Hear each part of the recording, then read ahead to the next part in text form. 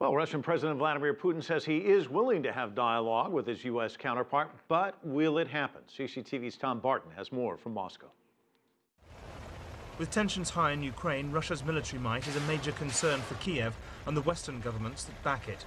But as US President Obama announces extra funding for training and deployments in Europe, many in Moscow feel Washington is motivated by its declining global influence. America is weak now, it has no money, not enough money for a strong policy.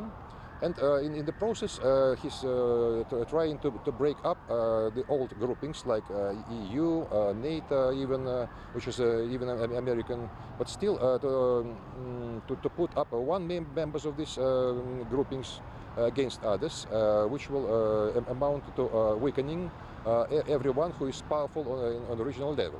Russia's government has repeatedly denied arming or supporting pro-Russian militants in the east of Ukraine, and instead says that Kiev is using the army against its own people. President Obama called on Russia's President Putin to rebuild trust shattered by Russia's actions in Ukraine. But Timofey Bordachov says it's the US and EU that have broken international trust when it comes to forcing Ukraine to choose between East and West. There is a shared belief in Russian elite that European Union first and the United States later destroyed this unofficial agreement while forcefully taking Ukraine. Obama says Putin has to make a choice over Ukraine, to remove troops fully from the border and use Moscow's influence over separatists to make them step back from recent actions.